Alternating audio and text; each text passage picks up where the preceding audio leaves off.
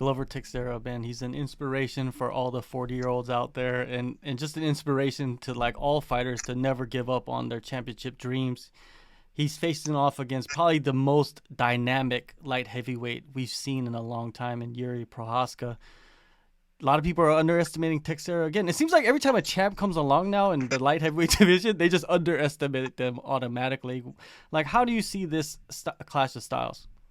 Well, Yuri's very unpredictable, right? Like his, and we call, I hate using the word because it sounds derogatory, but we call them boogers in the gym. Like they're just awkward. They're all over the place. You're like, oh, that guy's a booger, and it is actually a compliment. They're hard to read. They don't have a lot of tells, and their punches come from weird angles and all kinds of stuff, right? But when Jiri was fighting Dom Reyes, I remember doing the breakdown, and I remember thinking, Dom needs to get some takedowns in this fight. And he did, and he scored some takedowns.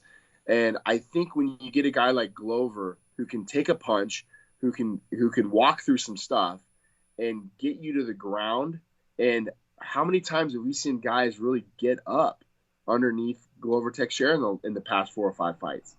Like they're getting taken down and then they're getting mauled. And very rarely are they getting up. So, I think if Glover can close that distance and get this fight to the mat, man, I think it's a problem for Jiri.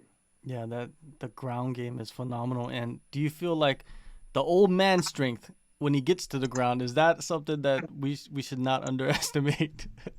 You can never underestimate old man strength. But that guy, when he gets on top of you and he knows where to place his weight, he knows that a lot of times we call it the teeter-totter when it comes to ground and pound. You have position versus submission. And I think he's a master at understanding that maybe if he threw an extra punch or two, he might lose this spot. So he's not going to throw that many. Maybe he throws 1 or 2, but then will resettle his weight. So there's that teeter-totter balance where he's not going to lose the position. He's going to damage you at times. But once he feels like you might be losing that spot, he's going to hunker back down and make sure that he cooks you there.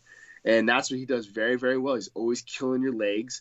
You never really see him like in side control. You always see him like in more of a topside half guard position because he sits on your bottom leg, and it's very difficult to get out of.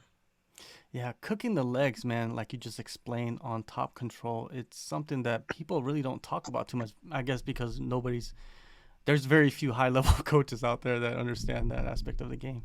Well, I mean, obviously for me, I'm fortunate enough to have a guy like Randy Couture as my mentor, So Randy was always a big proponent of, he called it half mount. He never even called it half guard.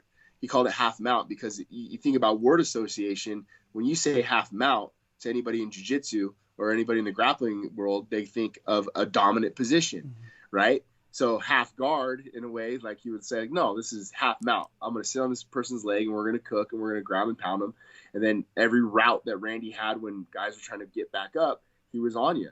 And I think that for me, like coming up under that lineage, that's where we always wanted to go to, was half guard. We never liked side control and wasn't a big fan of mount. Thank you guys for watching the video to the end. Make sure you guys subscribe, hit the like button and the notification bell so you don't miss any of the content that we're putting out. We got a lot of things in the works, so please stay tuned.